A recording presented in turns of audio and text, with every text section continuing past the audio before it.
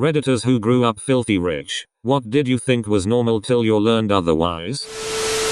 Honestly, it was the little things. I knew we had nicer cars than average, a bigger house, went on more trips, etc. But I thought everyone's refrigerators had wood-paneled cabinet doors. For example, we had a Sub-Zero built-in refrigerator and freezer. The first time I saw a metal fridge I thought it was weird. And I thought it was even weirder that the fridge and freezer were combined. But then I got really jealous because you could put magnets on it. I also thought everyone had a central vacuum system where you can sweep dirt into a little hole under the cabinets by the floor and it sucks it up. We had these little holes all over, in every room.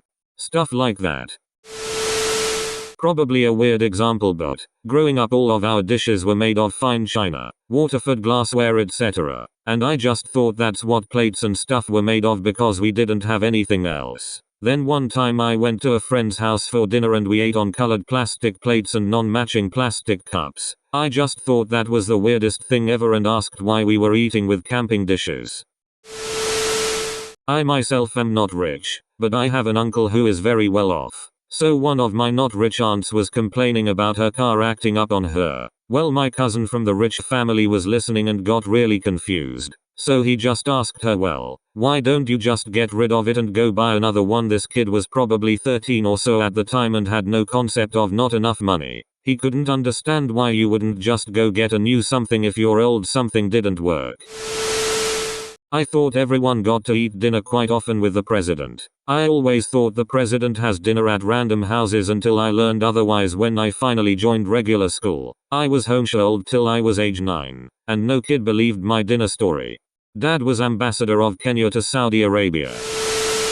Kidnapping. Whenever we traveled there were guards. I was trained in what to do if it happened. We had insurance policies against it. When I dated a middle-class suburbanite and talked about it, she thought I was paranoid. But that was a thing. My parents paid in full for my $60,000 college tuition. I was always grateful for that. But it wasn't until the post-grad reality of my friends working to pay off their student loan debt while I was able to directly pursue my professional goals that I truly realized the advantage that I had from my parents' wealth. I had always known we were well off, but it wasn't until after college that I truly appreciated that, I guess. I hope I can pay them back for that someday. I feel bad having said this while joining a friend on a road trip up into the mountains at his brother's house. There was slow as balls internet at the house we were going to and the connection dropped frequently. I didn't have my car with me since I was on a road trip with someone else at the time. This was also before personal Wi-Fi was a thing, and my cell phone at the time was a state-of-the-art brick phone from Nokia, thus no hotspot. Me. If there's any way I could borrow a car to hop into town for internet tomorrow, that would be awesome. Friend. Well, my brother uses his car every day and I'm using mine to go to that event we talked about. Me. That's fine. Is it okay if I just use his extra car? Awkward silence. Until. Friend. He just has that one car. Edit. Typo. Edit 2. Fixing words so people don't keep getting confused. I lived overseas for a year when I was in high school and attended an international school where, though my family was decidedly middle class in the US and my dad was being paid several times more to work abroad than he had been at home, I'm fairly certain my family were the least well off in the entire school. None of these kids ever seemed to realize how fabulously wealthy they were. A few examples. Several boys from North Korea. I don't know exactly how high up in the political world of the DPRK you need to be allowed to send your children abroad for an education, but these kids showed up to school in brand new Benzes, for a start. One friend of mine lived in a luxury high-rise in the single richest enclave of the city where I lived. His parents lived on the 16th floor. Each floor was a single unit. He lived on the 17th floor in his own unit. He had his own live-in maid and driver as well. Another friend's parents ran the largest import-export company in the country. He had 2 bodyguards, and was driven around in his own armored, bulletproof SUV. The windows were 2 inches thick and didn't roll down. I attended his birthday party, which was on his dad's 180 feet super yacht. It was not uncommon for my friends to spend 3-day weekends in Bali, the Maldives, or wherever their vacation home happened to be. I'm still friends with several of them through social media, and the most frequent post I see from several of them is off to for the week, then on to and those locations almost always being on 3 separate continents.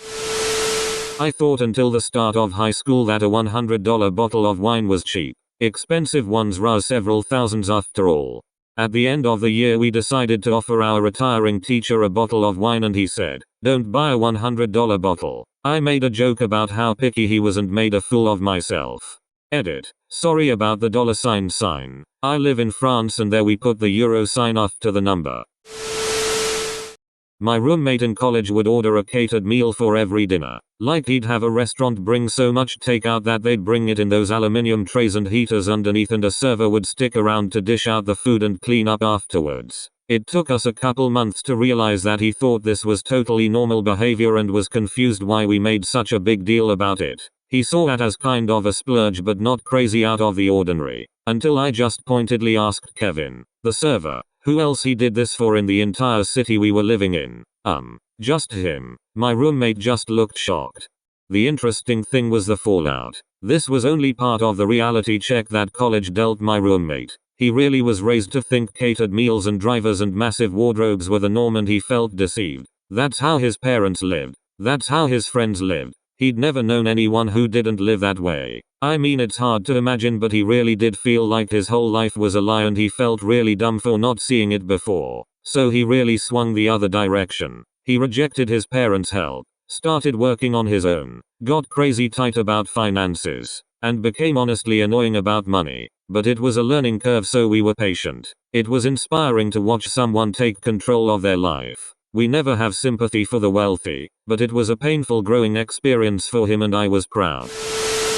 I was poor growing up, and most of my friends were poor middle class. There was this one dude who drove a falling apart beater car. He was always hustling to and from work, trying to make a buck to afford repairs for his car. We all thought he was lucky just to have a car. One night, after we had been friends for a while, he invited a bunch of us over to his house, even offered to pick us all up, since no one else had our own wheels. Imagine our surprise when we rolled up into the ritziest neighborhood in our area. Dude lived in a effing mansion, indoor pool, elevator, the whole 9 yards. We were flummoxed. Someone said, "Dude, we had no idea you were rich." His answer, "I'm not rich, my parents are. They worked very hard to get that way."